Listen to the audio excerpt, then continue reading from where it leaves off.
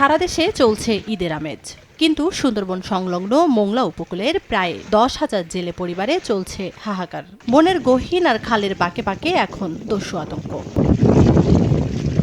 গত 5 মাস ধরে দস্যুদের ভয়ে সুন্দরবনের বুকে মাছ ধরতে যেতে পারছে না মোংলার জেলেরা। উপকূলীয় জনপদ এখন নিস্তব্ধ। জাহাঙ্গীর, সুমন, শরীফ, করিম, নানা ভাই, ছোট সুমন, দয়াল ও আশাবুর বাহিনীর মতো অন্তত 8 থেকে 10টি দস্যু বাহিনী চালাচ্ছে বেপরোয়া তাণ্ডব। মাছ ধরতে গেলেই অপহরণ করে দাবি করে মোটা অঙ্কের মুক্তিপণ। বেশি শেষ করে দিচ্ছে, যেমন 20 তেমন টাকা। তাহলে আমরা যাবো কোথায়? কন আমাদের কোনো উপায়? 3 বেলার ভিতরে 2 বেলা খাই, 1 বেলা না খেয়ে তাই। গত বছর 1 লাখ টাকার চালান নিয়ে গেছি, টোটালে 30,000 টাকা উঠছে, আর 70,000 টাকা লস দিয়ে চলে এসেছি, কারণ তারা একজনের ধরিয়ে 50,000 টাকা চাই। আমরা যারা এই মৎস্যজীবীর লাগে যারা জড়িত, এরা যে যাই একটু মাছ টাছ মারবে এরকম কোনো লাইন নাই, তা অত্যাচার। ঈদের দিনেও সুন্দরবন সংলগ্ন গ্রামগুলোতে অভাবের হাহাকার। গত 4 থেকে 5 মাস কোনো উপার্জন না থাকায় অধিকাংশ জেলে পরিবার এখন ঋণগ্রস্ত।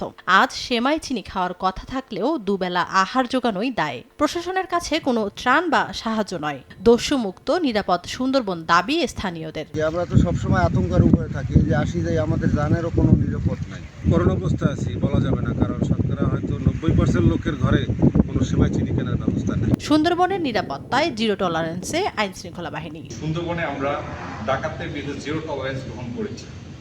আমাদের অভিযান আমরা আরো ত্বরান্বিত করছি এবং খুব দ্রুত আমরা সকল ডাকাতকে আমরা আইনের আওতায় নিয়ে আসবো। 5 মাসই এদের আয়ের সংস্থান তারা করে, আর সারা বছর আর কোনো কাজ থাকে না, এটা দিয়েই তারা খায়।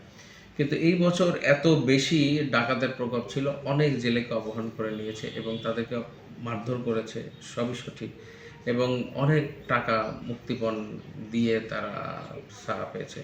তো ছাড়া পেতে পেতে দেখা গেছে যে 1 মাস চলে গেছে, তো এই 1 মাস কিন্তু তারা কিছু খেতে পারে নাই। এটাকে যে কোনো মূল্যে আমরা এটা প্রতিহত করতে হবে বা এটাকে নির্মূল করতে হবে, কারণ এখানকার সাধারণ মানুষ তারা জীবন জীবিকার জন্য সুন্দরবনে যাচ্ছে, তারা মাছ শিকার করছে, কিন্তু তারা অপহরণের শিকার হচ্ছে বা এই ধরনের দুর্ভোগের শিকার হচ্ছে। কোস্টগার্ডের অভিযানে গত 5 তারিখের পর থেকে কয়েক দফায় অভিযান চালিয়ে সাগর ও সুন্দরবন থেকে প্রায় 2 শতাধিক অস্ত্র ও গুলিসহ 72 জন জলদস্যুকে আটক করা হয়েছে। সময় সংবাদ, মোংলা।